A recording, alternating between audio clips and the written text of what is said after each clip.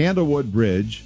It's inside Glendale Cemetery, and it goes over the south branch of Farm Creek.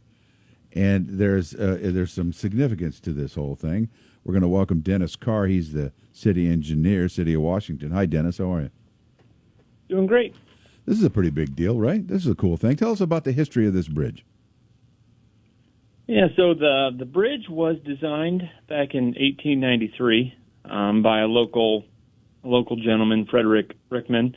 Then it was built in 1894, and it served as the entrance to the cemetery at that time.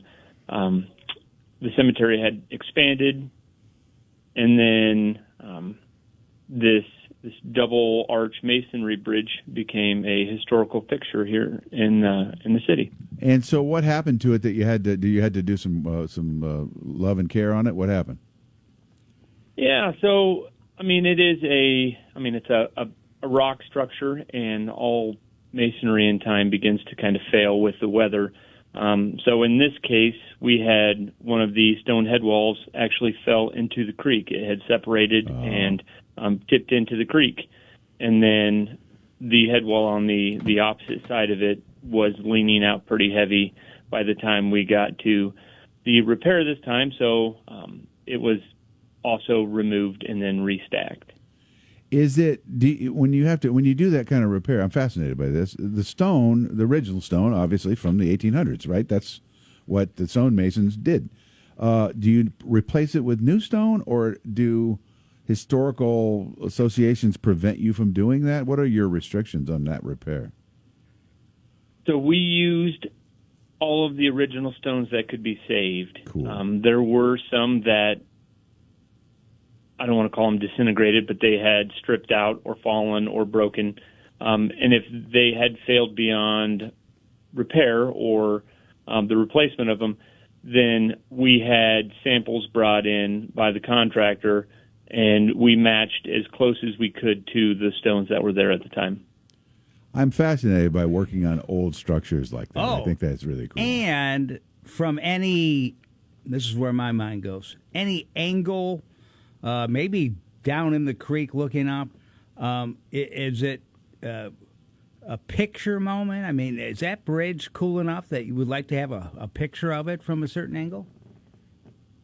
It is a really neat bridge. I mean, there are not many masonry arch bridges out there, and especially not having one that is a double and this old. It is definitely picture-worthy, whether you're in the creek or underneath it. Before the project was completed, I wouldn't necessarily say you wanted to go underneath it because there were stones that were missing. What do you think, Dennis? We're talking with Dennis Carr. He's city engineer, Washington. They're rededicating the Candlewood Bridge later this morning. Just a ballpark. I hope not putting you on the spot. If you were just like to create this bridge from nothing today, and you wanted to do it historically, accurate and all that, it would be cost prohibitive, wouldn't it?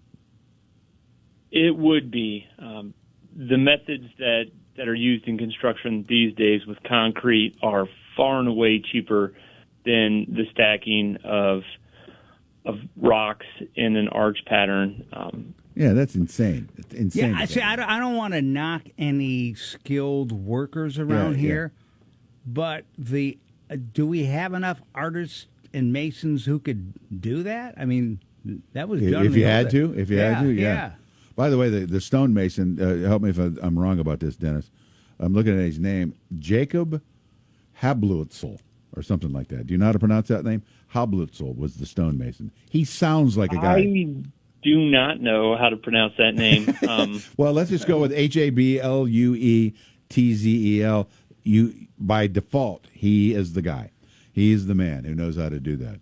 Well, he absolutely was. Is this open to the public if anybody wants to swing by today at 10 o'clock? Yep. Everything's open to the public. The bridge has been open for a few days. Cool. But we are absolutely rededicating it today. And there will be an Illinois State historical marker there as well. That's very nice.